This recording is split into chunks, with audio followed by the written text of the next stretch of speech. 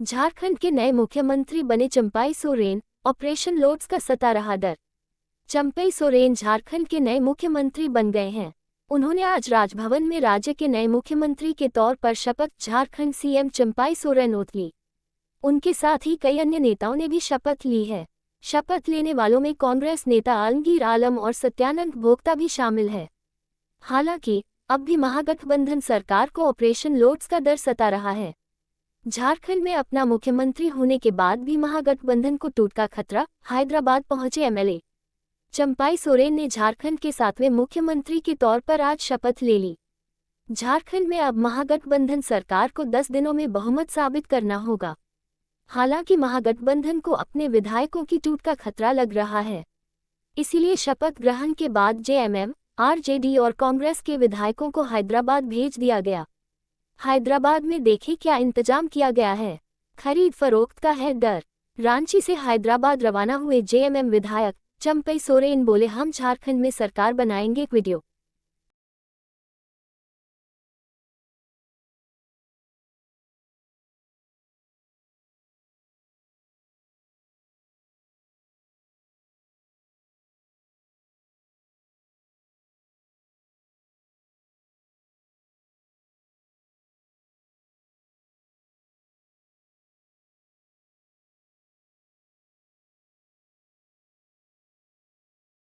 है कि विधायकों को हैदराबाद भेजा गया।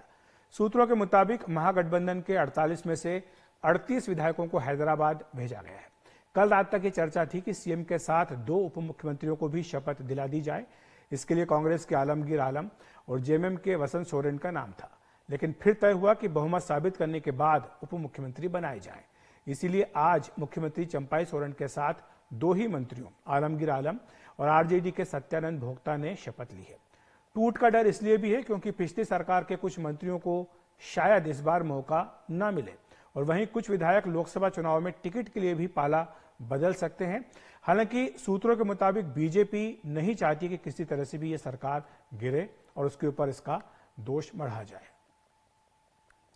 और झारखंड की इसी उठापटक पर चर्चा करने के लिए हमारे साथ बीजेपी के वरिष्ठ नेता और पूर्व मुख्यमंत्री बाबूलाल मरांडी जुड़ रहे हैं। बाबूलाल जी, आपका स्वागत है। सबसे पहले आपसे यही समझना चाहेंगे कि आज झारखंड में नए मुख्यमंत्री ने शपथ ली है, इस पर आपकी क्या प्रतिक्रिया है? चंपाई सोरेन जी को शुभकामना है, बधाई है, और उम्मीद करेंगे कि वो अच्छे से काम करें। लेकिन महागठबंधन का यह आरोप है कि बीजेपी यहां झारखंड में ऑपरेशन लोटस की तैयारी कर रही है और इसीलिए टूट से बचाने के लिए विधायकों को हैदराबाद भेज दिया गया है। देखिए, ये तो बिल्कुल गलत है। हैदराबाद उन लोगों को भेजा, उसका कारण है क्योंकि उनको विधायकों के ऊपर कोई विश्वास नहीं है, भरोसा नहीं है। अपने विधायकों से उनको अविश्वास है, और उसका कारण भी है जो कि 4 वर्षों में जो राज्य में कुछ किया नहीं उन्होंने, बल्कि इस राज्य में सिर्फ लूट ही हुआ है। और इस कारण से उनको लगता है कि अगर विधायक लोग यहाँ वहाँ रह गए तो कहीं विधायक छोड़ करके न चले जाए, भाग ना जाए। तो उनको अपने विधायकों से उनको खुद डर है, बीजेपी के कारण नहीं है। लेकिन आखिर बोलेंगे क्या?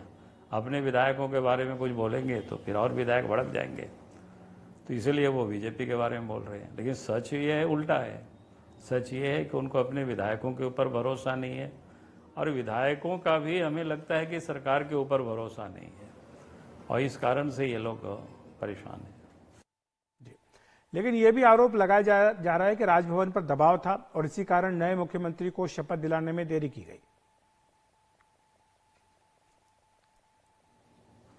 नहीं, वो कितना समय वो जल्दी कर सकते थे? आखिर जो परिस्थितियां पैदा हुई 31 तारीख को, उनके 31 तारीख को नहीं गिरफ्तारी हुई है, और 31 तारीख को रात में गिरफ्तारी होती है। अब रात में लोग हंगामा कर रहे थे, भाई आखिर वो सोचेंगे, जानेंगे, समझेंगे। आखिर वो भी तो एक व्यक्ति है।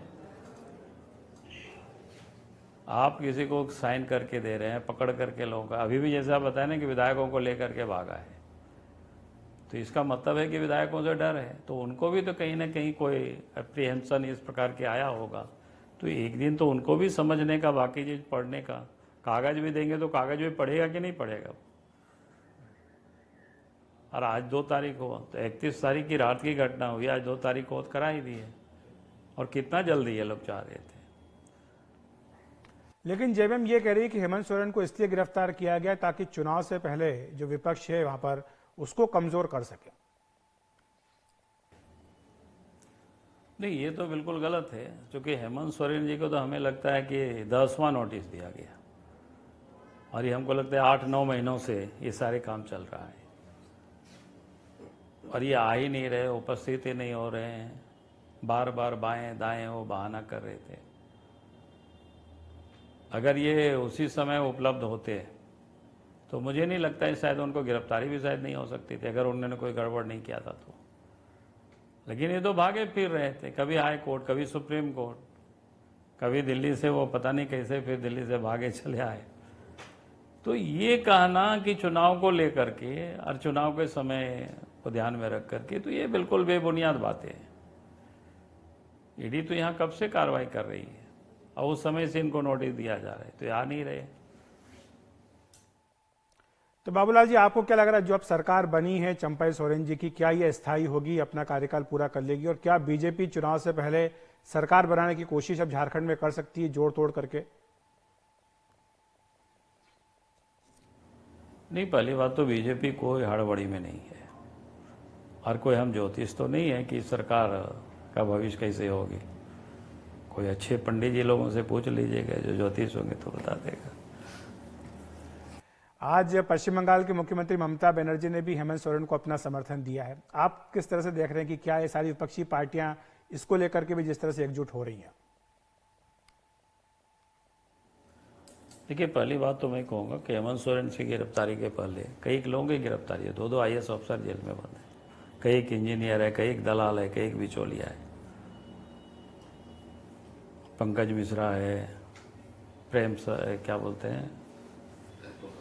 प्रकाश है, ऐसे कई एक लोग हैं जो ट्राइबल्स नहीं है। भाई, जो गड़बड़ करेगा वो जाएगा। भारतीय दंड विधान में जो प्रावधान है उसके तहत जो भी आदमी गुनाह करेगा उस गुनाहगार को तो उसके अनुसार ही सजा मिलेगी, चाहे आदिवासी हो चाहे गैर आदिवासी हो।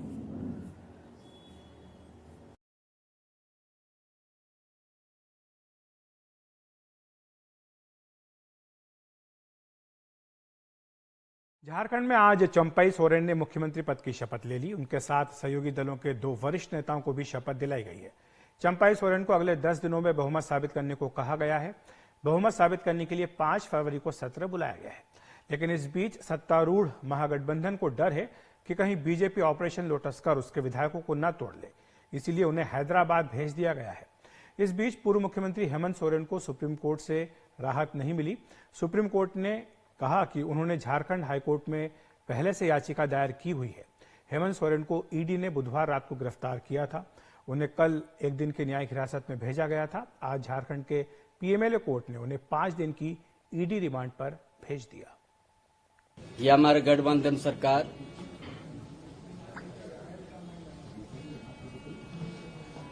उसका काम के माध्यम से उसको हम लोग आईना दिखाने का काम करेंगे।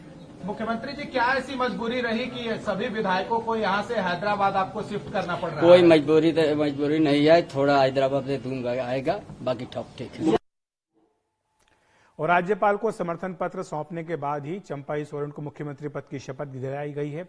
झारखंड विधानसभा में महागठबंधन को बहुमत है। इसके बावजूद उसे डर है कि कहीं बीजेपी उसके विधायकों को न तोड़ दे, इसीलिए विश्वास मत तक विधायकों को हैदराबाद भेजा गया है।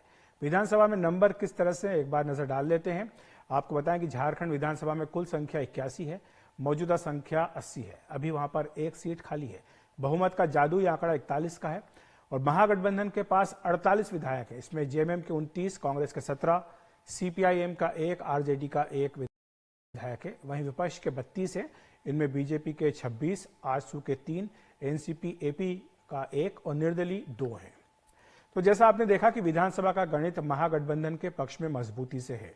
हालांकि महागठबंधन के भीतर कई तरह की बातें जरूर आ रही हैं। चंपई सोरेन ने झारखंड के 7वें मुख्यमंत्री के तौर पर आज शपथ ले ली। झारखंड में अब महागठबंधन सरकार को 10 दिनों में बहुमत साबित करना होगा।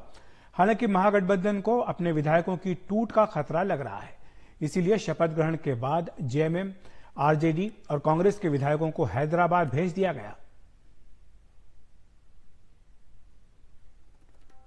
हमारी सहयोगी उमा सुधीर हैदराबाद से हमारे साथ फोन लाइन पर जुड़ रही। उमा, क्या कारण बताया गया है? क्योंकि शपथ ग्रहण तो हो चुका है, संख्या बल है, इसीलिए शपथ भी दिलवाई गई है, तो फिर वहां पर क्यों भेजा गया हैदराबाद में, और वहां पर क्या इंतजाम उनके रहने का किया गया है?